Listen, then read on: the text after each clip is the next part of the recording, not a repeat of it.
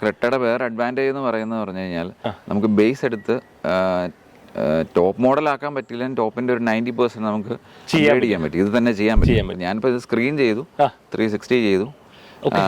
Controls അവർ വന്നിട്ടില്ല. അടുത്ത ആഴ്ചത്തേക്ക് ആകുമ്പോഴത്തേന് book ചെയ്തിട്ടുണ്ട്.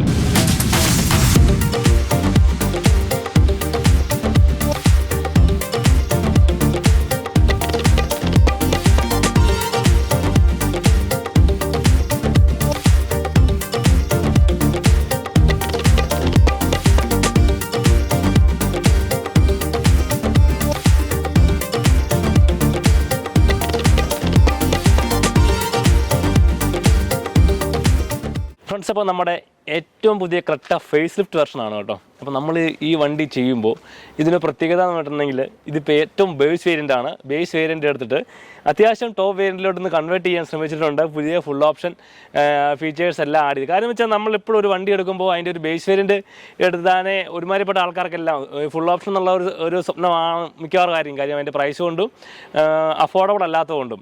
അപ്പോൾ ഇത് തന്നെ ക്രെറ്റയുടെ ബേസ് വേരിയൻറ്റ് ഡീസലാണ്, 1.5 ലിറ്റർ. അപ്പോൾ ഇതിൻ്റെ ഒരു ഓണർഷിപ്പ് എക്സ്പീരിയൻസ് ആണ്. അപ്പോൾ നമ്മുടെ ഗസ്റ്റിനെ നമ്മുടെ വീട്ടിലേക്ക് സ്വാഗതം ചെയ്യാം.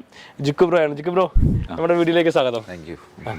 അപ്പോൾ നമ്മുടെ ക്രെട്ട ഫേസ് ലിഫ്റ്റ് അല്ലേ, ഇപ്പോൾ എടുത്തിട്ട് എത്ര നാളെ വേണ്ടി? ഇപ്പോൾ എടുത്തിട്ട് ഒരു 1.5 ആഴ്ച ആകുന്നേ ഉള്ളൂ. 1.5 ആഴ്ച ആകുന്നുള്ളൂ. ഫ്രഷ് വണ്ടിയാണല്ലേ? ഓക്കെ. അപ്പോൾ നമ്മുടെ ക്രെട്ട ഫേസ് ലിഫ്റ്റിന്റെ ഒരു കംപ്ലീറ്റ് ഓണർഷിപ്പ് എക്സ്പീരിയൻസ് നമുക്ക് ഷെയർ ചെയ്താലോ? ജസ്റ്റ് ഒരു ഫസ്റ്റ് ഇംപ്രഷൻ ആണല്ലേ? ഒരു അറിയാം, നമുക്ക് ഇത്ര നാൾ ഒരു റിനോവേറ്റീവ് ആയിട്ടുള്ള ഒരു ടെക്നോളജി ഒക്കെ കൊണ്ടുവരുന്ന ഹ്യുണ്ടായി തന്നെയാണ്. കാര്യം അവരുടെ പ്ലാറ്റ്ഫോമിലുള്ള കിയ പോലുള്ള വണ്ടികളൊക്കെ ഇവിടെ കിടപ്പുണ്ട്. അങ്ങനെ നമ്മുടെ ഫേസ് ലിഫ്റ്റഡ് വെർഷനാണ് ഇത് ക്രെട്ട എന്ന് പറയുന്നത്. ക്രെട്ട എപ്പോഴും നമ്മളെ മോഹിപ്പിക്കുന്ന ഒരു വണ്ടിയാണ് ആൾക്കാരെ സംബന്ധിച്ചുള്ള അല്ലേ? അങ്ങനെ നമ്മുടെ ക്രെട്ടയിലോട്ട് എങ്ങനെ എത്തിച്ചേർന്നു? ആ ജേർണി ഓഫ് ക്രെട്ട അല്ല വേറെ വണ്ടികളായിരുന്നു നോക്കിയിരുന്നോ? ഞാൻ കിയ നോക്കിയിരുന്നു. ഇനീഷ്യലി ഞാൻ ഹൈറൈഡറാണ് നോക്കിയിരുന്നത്. കുറച്ച് ഡിലേ പറഞ്ഞിരുന്നു. 1 ഇയർ വരെ മാക്സിമം അവർ ഡിലേ പറഞ്ഞത്. ഭയങ്കര ബുക്കിംഗ് ആണ്. ഭയങ്കര ബുക്കിംഗ്. പ്ലസ് അവര് ബുക്കിംഗ് കൂടിയിട്ട് ബേസ് വേരിയന്റിന്റെയും മിഡ് വേരിയന്റിന്റെയും അവര് കുറച്ച് 4 മാസത്തേക്ക് അല്ലെ കുറച്ച് നാൾക്ക് നിർത്തിയെന്നും പറഞ്ഞു. അപ്പൊ ഞാൻ അവിടെ കൊണ്ട് അതങ്ങ് ഫുൾ സ്റ്റോപ്പ് ഇട്ടു. അങ്ങനെയാണ് അടുത്ത കിയയിലേക്ക് വന്നത്. കിയയുടെ ഞാൻ ടെസ്റ്റ് ഡ്രൈവ് ഒക്കെ ചെയ്തിരുന്നു. അപ്പം ഫേസ് മോഡലൊക്കെ പുതിയ ഫേസ് ലിഫ്റ്റ് ലേറ്റസ്റ്റ് വന്നത്. അപ്പം അതോക്കെ. അപ്പം ആ സമയത്താണ് എൻ്റെ ഒരു ഫ്രണ്ട് ജിതിൻ എന്ന് പറയുന്നൊരു പുള്ളി ഒരു കറക്റ്റ് ഒരു 4 മാസമായിരുന്നു പഴയത്, ഇതിന് മുമ്പത്തെ. അപ്പം അതെടുത്തപ്പോൾ എനിക്ക് ഒരു അതിൻ്റെ കംഫർട്ടൊക്കെ ഭയങ്കര ഇഷ്ടപ്പെട്ടു. അപ്പം ഞാൻ സർവീസിനൊക്കെ വണ്ടി ഞാനും പോകാറുണ്ട് പുള്ളിയോട്. അപ്പോൾ ഞാൻ ഓടിക്കാറുണ്ട്. അപ്പോൾ എനിക്കൊരു താല്പര്യം ഉണ്ടായിരുന്നു ക്രെട്ടയോട്. അങ്ങനെയാണ് ഇനീഷ്യലി എനിക്ക് ക്രെട്ട എന്നുള്ളൊരു മനസ്സിലേക്ക് വന്നത്. അപ്പം ഓക്കെ നോക്കാം എന്നുള്ള രീതിയിൽ ഞാൻ അവൻ്റെ സർവീസ് ചെയ്യാൻ വേണ്ടി വണ്ടി കൊടുക്കുന്ന സമയത്ത് അവർ തന്നെ പറഞ്ഞു വേണം ഒരു ടെസ്റ്റ് ഡ്രൈവ് ചെയ്യാം, ഇങ്ങോട്ട് കൊണ്ടുവരാമെന്ന് പറഞ്ഞുകൊണ്ട്. പിന്നെ അവരങ്ങനെ എന്തെങ്കിലും കേട്ട് കഴിഞ്ഞാൽ പിന്നെ വെറുതെ വിടത്തില്ല. പിന്നെ അവർ പറഞ്ഞു വണ്ടി കൊണ്ടുവരാമെന്ന് പറഞ്ഞു. അങ്ങനെ ഒരു ദിവസം കൊണ്ടുവന്നു, ഓടിച്ചു നോക്കി. എനിക്ക് പിന്നെ കുഴപ്പമൊന്നുമില്ല, എനിക്ക് ഇഷ്ടപ്പെട്ടായിരുന്നു ഓടി. അപ്പം ആ സമയത്താണ് ഞാനിങ്ങനെ ന്യൂസിലൊക്കെ ഇങ്ങനെ കണ്ടിരുന്നു ക്രെട്ട പുതിയത് വരുന്നു. ഞാൻ ഒരുപാട് യൂട്യൂബൊക്കെ ചെക്ക് ചെയ്യുന്നുണ്ടായിരുന്നു ഇങ്ങനെ അതിൻ്റെ കാര്യങ്ങളൊക്കെ. അപ്പം പുതിയ ലോഞ്ച് ഉണ്ടെന്ന് ഇങ്ങനെ കേട്ടു. പിന്നെ ഞാൻ ഒന്ന് വെയിറ്റ് ചെയ്തു. ഞാൻ ശരിക്കും ഇതിൻ്റെയൊക്കെ അന്വേഷണം തുടങ്ങിയത് ഡിസംബർ ഒരു എൻഡ് സമയത്ത്, ഒരു ഡിസംബർ അല്ല ക്രിസ്മസ് കഴിയുന്ന സമയത്താണ്. ആ സമയത്ത് ഞാൻ ബുക്ക് ചെയ്തിരുന്നു പഴയ ക്രെട്ട. അപ്പം ആ സമയത്ത് ഇത് വരുന്നു എന്നിങ്ങനെ കേട്ടു. എന്നാ എങ്ങനെയാണെന്നും അറിയത്തില്ല. അപ്പം ഞാൻ ബുക്ക് ചെയ്തു പഴയ മോഡൽ. അപ്പം ആ സമയത്ത് ഒരു ജനുവരി ബിഗിനിങ്ങിലൊക്കെ ആയപ്പോൾ ഇവരുടെ ലോഞ്ച് പറഞ്ഞു, ഈ ഫേസ് ലിഫ്റ്റിന്റെ ലോഞ്ച് പറഞ്ഞു. അപ്പം ഞാൻ നടത്തുന്ന പുതിയത് നോക്കാം.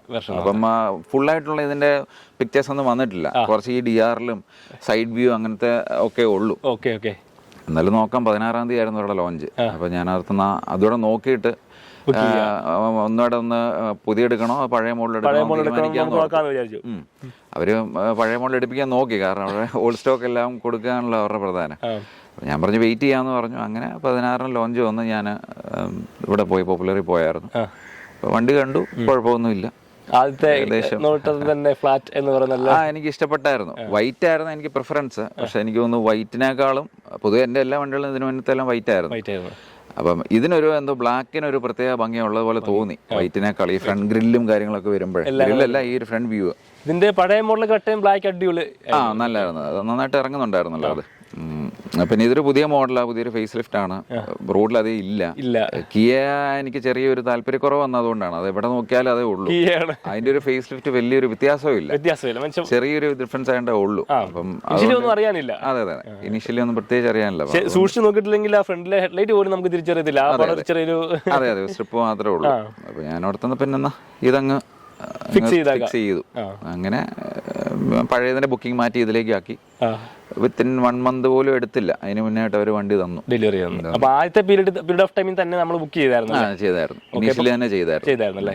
അപ്പൊ ഇതല്ലാതെ മറ്റേ നെക്സോൺ ഡീസലോ അങ്ങനെ ഡീസൽ തന്നെയാണോ നോക്കിയത്? അതൊരു ഞാൻ പെട്രോൾ ആയിരുന്നു, ഹൈഡ്രൈഡർ ഒക്കെ പെട്രോളാണ് നോക്കിയത്. ഹൈബ്രിഡ് ആണോ? പിന്നെ എനിക്ക് ഇനിയും കുറച്ച് ഓട്ടോ ഒക്കെ കൂടുമായിരിക്കും, അപ്പൊ അതുകൊണ്ട് ഞാനത് ഡീസൽ പ്രിഫർ ചെയ്യാം. പക്ഷെ ഇതിനും 22 മൈലേജ് ഒക്കെ പറയുന്നുണ്ട്, കമ്പനി പറയുന്നുണ്ട്.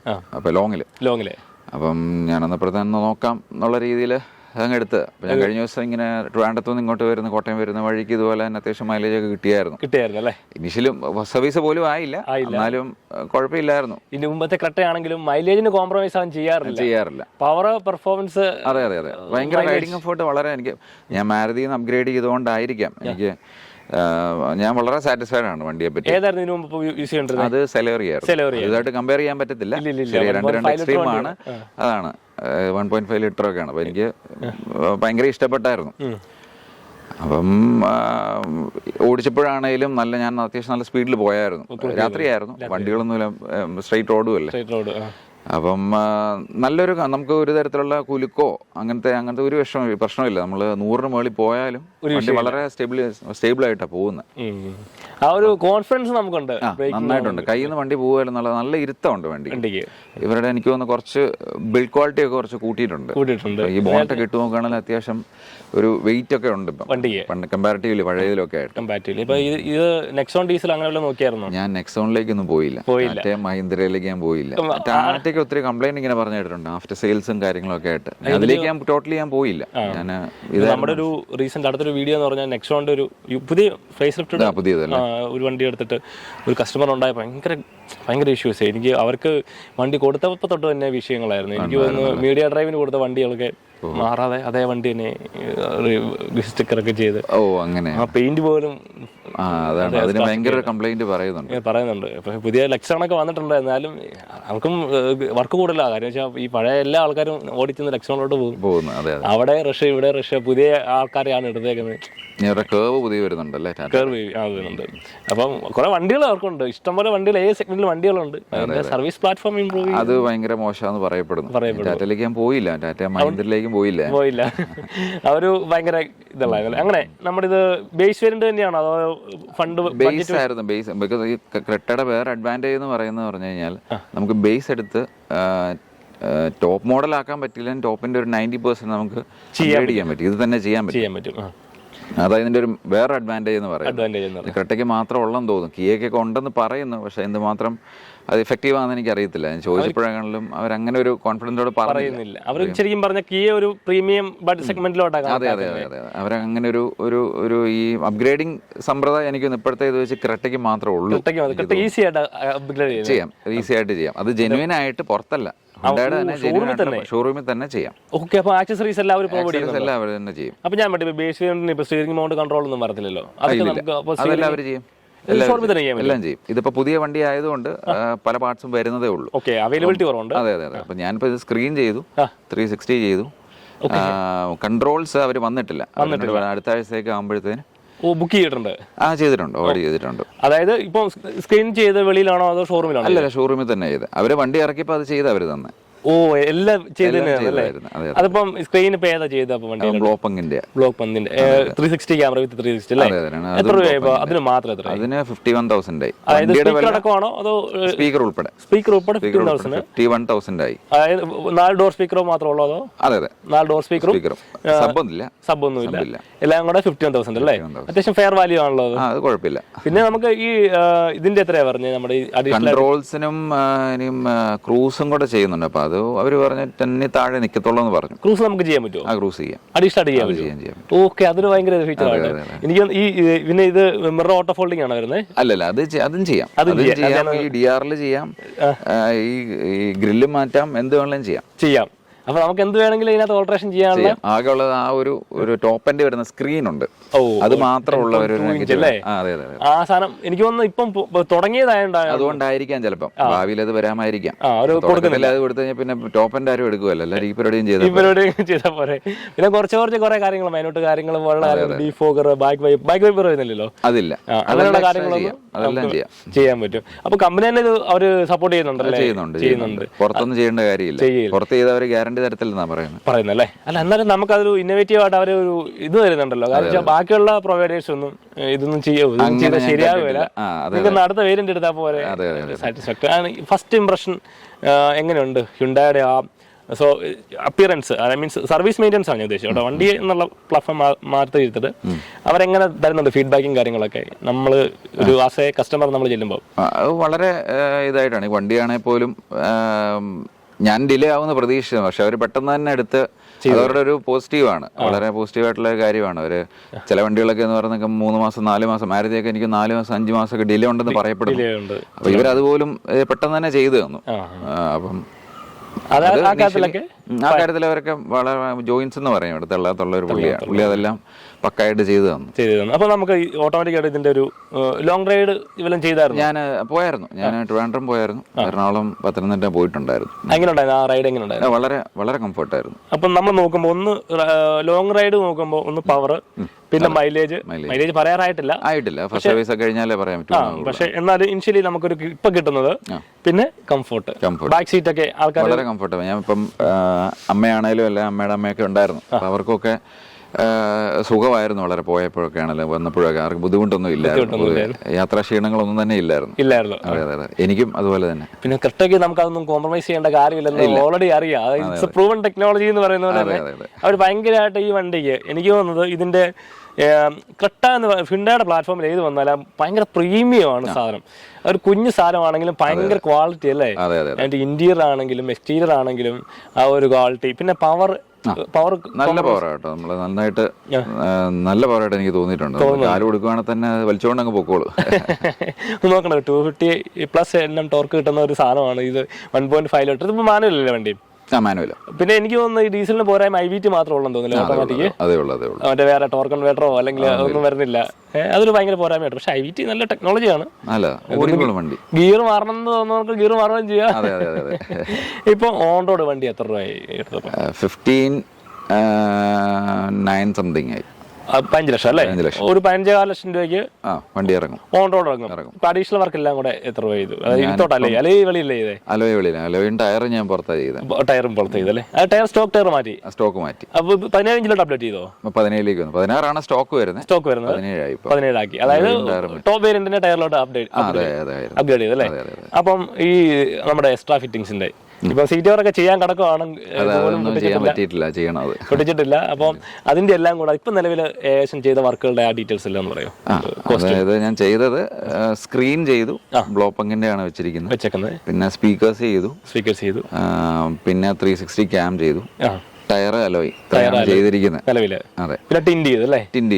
ഫ്രണ്ട് ഗ്ലാസ് ചെയ്തിട്ടുണ്ടോ? ഫ്രണ്ട് ചെയ്യണം, ഇന്നലെ ഒരു കുറച്ച് ഡിലേ പറഞ്ഞുകൊണ്ട് ഇനി അതുകൂടെ ഒന്ന് ചെയ്യണം. അപ്പൊ ഏകദേശം ഓൾമോസ്റ്റ് ഈ വർക്ക് ഏകദേശം എത്ര രൂപയായിട്ടുണ്ട്?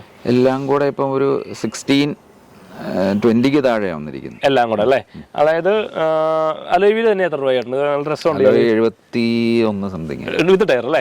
വിത്ത് ടയർ. പിന്നെ ബാക്കി സിസ്റ്റം ഒരു 50,000 അല്ലേ? പിന്നെ ഇനി കുറച്ച് വർക്ക് സീറ്റ് വർക്കും കാര്യങ്ങളൊക്കെ കിടപ്പുണ്ടല്ലേ? ഇനി ചെയ്യാനുള്ളത് സീറ്റ് കൺട്രോൾസും വേണ്ട, അത് വന്നു കഴിഞ്ഞാൽ അത് ചെയ്യാൻ പറ്റും. എല്ലാം ഉള്ളു. പിന്നെ ഒരു കുറച്ച് എന്തൊക്കെ അവൈലബിൾ ഉള്ളോ അതെല്ലാം നമ്മൾ മാറ്റുമല്ലേ? മേജർലി ഉള്ളതിന് സീറ്റ് ആണല്ലോ, ബാക്കി പതുക്കെ ചെയ്യാൻ വെക്കുന്നു. അപ്പൊ ഇത് ശരിക്കും പറഞ്ഞിട്ടുണ്ട് ഡീസൽ വണ്ടി വരുമ്പോഴത്തേനാണെങ്കിൽ ഈ ഒത്തിരി ഇപ്പൊ തുടക്കത്തിലൊന്നും അറിയാറായിട്ടില്ല, മറ്റേ ആർട്ട് ബ്ലൂ ആടൊക്കെ വെച്ചിട്ടുണ്ടായി. അതൊക്കെ ഒരു കോംപ്ലിക്കേഷൻ ആണെന്ന് ഫീൽ ചെയ്തിട്ടുണ്ടോ? അതോ ഇത് അറിഞ്ഞുകൊണ്ട് തന്നെ എടുത്തേക്കുന്നതാണോ? അല്ല, അത് അറിഞ്ഞുകൊണ്ട് തന്നെ എടുത്തേക്കുന്ന ഒരു വിഷയമല്ല. കാരണം വെച്ചാൽ മൈലേജ് എന്നുള്ള ഒരു സാധനത്തെ നമുക്ക് ഇതെല്ലാം കോംപ്രമൈസ് ചെയ്യാൻ പറ്റും. പക്ഷേ ശരിക്കും പറഞ്ഞാൽ ഡീസൽ വണ്ടി എടുക്കുന്നവരെ സംബന്ധിച്ചിടത്തോളം പർപ്പസ്ഫുള്ളി ഒരു റൈഡ് ഓറിയന്റഡ് ആയിട്ട് ഒന്ന് പവർ കോംപ്രമൈസർ അല്ലാത്തൊരു പവർ, പിന്നെ മൈലേജ്. ആ മൈലേജ് കിട്ടിയത് പറഞ്ഞു ഒന്ന് ചെയ്തേക്കാവോ? നമ്മുടെ അവിടെ ആണെങ്കിലും ഞാനവിടെ സർവീസ് സെന്റർ ചെന്നപ്പോഴും അവിടെ ഇങ്ങനെ ഒരാളെ ഞാൻ കണ്ടായിരുന്നു. പുള്ളി പറഞ്ഞു പുള്ളിക്ക് 23 മുകളിൽ കിട്ടിയെന്നൊക്കെ ഇങ്ങനെ പറഞ്ഞായിരുന്നു. 20+ അല്ലേ? പുള്ളി ഫോട്ടോ കാണിച്ചെന്നെ. ലോങ്ങിൽ പോയി, അതായത് ഒരു എക്കോണമി റേറ്റിൽ പോയി കഴിഞ്ഞാൽ അതിന് നല്ല മൈലേജ് കിട്ടും. ഒരു 60-70 പോയി കഴിഞ്ഞാൽ നല്ല മൈലേജ് ഉണ്ടെന്നാ പുള്ളി പറഞ്ഞു. പുള്ളി ആ ലെവലിലാണ് മെയിൻറ്റെയിൻ ചെയ്ത് പോയത്. നമുക്ക് ആ പോയപ്പോൾ എത്ര കിട്ടിയത്? എനിക്കും ആ റേഞ്ച് ഉണ്ട്, 21-22 റേഞ്ച് എനിക്ക് കാണിക്കുന്നുണ്ടായിരുന്നു. എനിക്ക് തന്നെ വിശ്വസിക്കാൻ പറ്റുന്നില്ലല്ലേ, പ്രതീക്ഷയില്ല അത്ര വരുന്നുള്ളൂ. അതും ഇനിഷ്യലി ഫസ്റ്റ് സർവീസിലോട്ട് ആകുന്നുള്ളൂ വണ്ടി. 900 കിലോമീറ്റർ അല്ലേ? 900 കിലോമീറ്റർ ആയിട്ടുള്ളൂ. ആ ഒരു റേഞ്ചിൽ തന്നെ ഒരു 20+ മൈലേജ് എന്ന് പറയുമ്പോഴത്തേനുമാണെങ്കിൽ നമുക്ക് അത് ആക്യുറേറ്റ് മൈലേജ് അല്ലേ, ഓൾമോസ്റ്റ് ആക്യുറേറ്റ് മൈലേജ് അല്ലേ. നമുക്ക് ഡീസൽ അടിക്കുമ്പോൾ ഓൾമോസ്റ്റ് അറിയാൻ പറ്റില്ല അല്ലേ. അതെന്ന് പറഞ്ഞിട്ടുണ്ടെങ്കിൽ നമുക്ക് ഈ സെഗ്മെന്റിൽ ഇത് വാല്യൂ ആയിട്ട് നമുക്ക് കൺസിഡർ ചെയ്യാം അല്ലേ. എന്നാ ഇഷ്യൂ ഉണ്ടെങ്കിലും നമ്മൾ ഇതിനകത്ത് മീറ്റ് ചെയ്തു പോകും. അപ്പോൾ ഒരു ഇനിഷ്യലി ഇതിനെ കുറിച്ച് പറയുകയാണെന്നുണ്ടെങ്കിൽ നമ്മുടെ ക്രെറ്റ ഫേസ് ലിഫ്റ്റ് നോക്കുന്നവരോട് എന്താണ് ഒരു പ്രഥമ ദൃഷ്ടിയുള്ള ഒരു അഭിപ്രായം പറയുകയാണെന്നുണ്ടെങ്കിൽ ഹൈലി റെക്കമെൻഡ് ചെയ്യും. ഹൈലി റെക്കമെൻഡ് ആണല്ലേ? തീർച്ചയായിട്ടും എന്റെ കസിൻസിനോട് അല്ലെങ്കിൽ ഫ്രണ്ട്സിനോടൊക്കെ ഞാൻ പറയാറുണ്ട്, തീർച്ചയായിട്ടും വണ്ടി കൊടുക്കാറുണ്ട്. അവര് പുതിയൊരു ഫേസ് ലിഫ്റ്റ് ആണ്ട് അവർ ഓടിച്ചു നോക്കാറുണ്ട്. അപ്പൊ അവരും വളരെ സാറ്റിസ്ഫൈഡ് ആണ് വണ്ടിയല്ലേ. അതെ, കുറച്ചുപേരും കൂടി പോപ്പുലറിലോട്ട് പോയിട്ടുമുണ്ട്, ടെസ്റ്റ് ഡ്രൈവ് ചെയ്യാനൊക്കെ പോയിട്ടുണ്ട്. ടോപ്പ് വേരിയന്റിന് വില ഓൾമോസ്റ്റ് 22 lakhs വരും. 22 lakhs ഡീസൽ വേരിയന്റ് കേട്ടോ. ഇതിപ്പം എനിക്ക് 3 വർഷമാണ് 1.5 ലിറ്റർ എണ്ണയും വരുന്നുണ്ട്, ഡീസലും വരുന്നുണ്ട്, ഇതിന് automatic torque converter gear system വരുന്നുണ്ട്. വണ്ടി എന്ന് പറഞ്ഞിട്ടുണ്ടെങ്കിൽ അറിയാം, നമ്മൾ ക്രെറ്റയെ കുറിച്ചൊരു എതിരഭിപ്രായം ആർക്കും കാണത്തില്ല. കാരണം വെച്ചിട്ടുണ്ടെങ്കിൽ അമ്മാതിരി പെർഫോമൻസും ഒരു build quality safety rating wise ഇതിന് മുമ്പത്തെ വണ്ടിയാണ് 3 സ്റ്റാർ 2 സ്റ്റാർ കണ്ടാ വന്നുള്ളായിരുന്നു. പക്ഷെ ഒരു ഹ്യൂജ് വണ്ടിയാണ് ഈ സാധനം. ഒരു ലുക്ക് വൈസ് ഒരു ഭയങ്കര പ്രീമിയം അപ്പിയറൻസ് ഒക്കെ തരുന്നുണ്ട്. അത്യാവശ്യം നല്ല മൈലേജും തുടക്കത്തിൽ തന്നെ വരുന്നുണ്ട്. പിന്നെ സർവീസിന്റെ കാര്യത്തിൽ പേടിക്കേണ്ടതില്ല എന്നുള്ള കുഴപ്പമില്ല എന്നാണ് പൊതുവെ പറയപ്പെടുന്നത്. ഹ്യുണ്ടായുടെ പോപ്പുലർ ഒക്കെ ആണെങ്കിൽ അത്യാവശ്യം നല്ല സർവീസ്, ഇനി സർവീസ് തന്നില്ലെങ്കിലും ഫീഡ്ബാക്ക് അവർ നൽകുന്നുണ്ട്, റെസ്പോൺസ് തരുന്നുണ്ട്. ബാക്കിയുള്ള പ്രൊവൈഡേഴ്സിനെ പോലെ ഞാനൊക്കെ കഴിഞ്ഞ വീഡിയോക്കകത്തൊക്കെ പറഞ്ഞു തിരിച്ച് എന്ത് കിട്ടുന്നുള്ളതാണല്ലോ, അതൊക്കെ കുറച്ചുകൂടെ കമ്പാരിറ്റീവ്ലി ബെറ്റർ ആണ് എന്നുള്ളതാണ് അഭിപ്രായം. അപ്പം ഇത്ര പറയാനുള്ളൂ. ഇത് ഡീസൽ വേരിയൻ്റ് ആണ്, ക്രെറ്റയുടെ ഫേസ് ലിഫ്റ്റ് വണ്ടിയാണ്. നമ്മളിതിൻ്റെ ഒരു ഫ്യൂച്ചർ ഒരു ലോങ് ടൈം വീഡിയോ ആയിട്ട് നമുക്കൊരു ഫ്യൂച്ചറിലോട്ട് അല്ലേ ഒരു 10,000 കഴിയുമ്പോൾ നമുക്കൊരു ബ്രോയോട് പറഞ്ഞിട്ട് നമുക്കൊരു ലോങ് വീഡിയോ ഒക്കെ ചെയ്യാം. ഇപ്പം എന്നാണ് ബ്രോ സാറ്റിസ്ഫൈഡ് ആണല്ലേ? അപ്പം നമുക്ക് ഒരു ഇത്ര ഇൻഫർമേഷൻ ബ്രോയ്ക്ക് ഒരു സ്പെഷ്യൽ താങ്ക്സ് കൂടെ പറഞ്ഞ് നമുക്ക് വീഡിയോ വേണ്ടി ബ്രോ. Thank you.